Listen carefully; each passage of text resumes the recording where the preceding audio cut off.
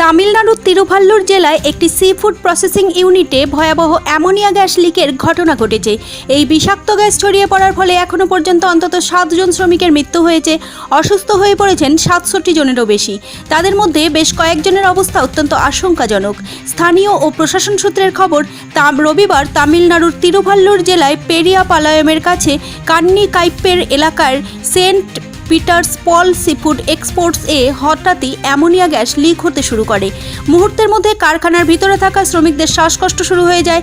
এরপর এক এক করে অনেকেই অজ্ঞান হয়ে পড়েন। প্রাথমিকভাবে 20 জনের বেশি মানুষ অসুস্থ হয়েছে বলে জানা যায়, তবে ধীরে ধীরে অসুস্থ মানুষের সংখ্যা বাড়ছে বলে খবর।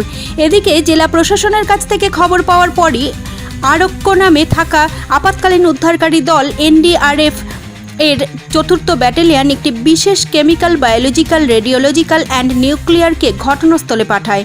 30 সদস্যের ওই দলটি ব্যক্তিগত সুরক্ষা সরঞ্জাম, গ্যাস শনাক্তকারী যন্ত্র এবং CBRN উদ্ধার সরঞ্জাম নিয়ে ঘটনাস্থলে পৌঁছে উদ্ধার কাজ শুরু করে। তারা যত দ্রুত সম্ভব ক্ষতিগ্রস্তের নিরাপদ স্থানে সরিয়ে নেওয়া এবং গ্যাস লিক হওয়া এলাকা বিচ্ছিন্ন করা, লিকের প্রভাব মূল্যায়ন করা এবং জনসুরক্ষা নিশ্চিত করতে স্থানীয় প্রশাসনের সঙ্গে সমন্বয় করে কাজ করে। এদিকে তিরুভাল্লুরের জেলাশাসক S কবিতা জানিয়েছেন, গ্যাস লিকের ঘটনায় মোট 67 জন শ্রমিক অসুস্থ হয়ে পড়েছেন। তাদের উদ্ধার করে দ্রুত স্থানীয় হাসপাতালগুলিতে স্থানান্তরিত করা হয়েছে। বর্তমানে ভেলোর হাসপাতালেও 46 জন, ভেঙ্কটেশ্বরা হাসপাতালে 21 জন এবং চেন্নাই স্ট্যানলি মেডিকেল কলেজে 9 জন ভর্তি রয়েছেন। তবে এদের মধ্যে 9 জন শ্রমিকের অবস্থা অত্যন্ত আশঙ্কাজনক হওয়ায় উন্নত চিকিৎসার জন্য অ্যাম্বুলেন্সে করে তাদের চেন্নাইয়ের সরকারি হাসপাতালে স্থানান্তরিত করা হয়েছে।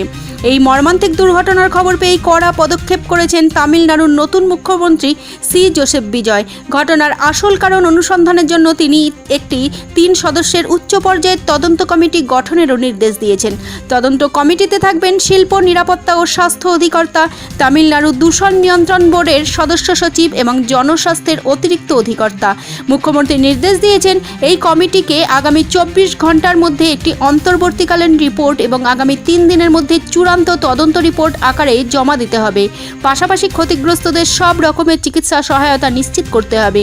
রাজ্যের তথ্য প্রযুক্তি মন্ত্রী এবং সংশ্লিষ্ট কর্মকর্তাদের অবিলম্বে দুর্ঘটনাস্থল পরিদর্শনের নির্দেশও দেওয়া হয়েছে সরকারি তরফে।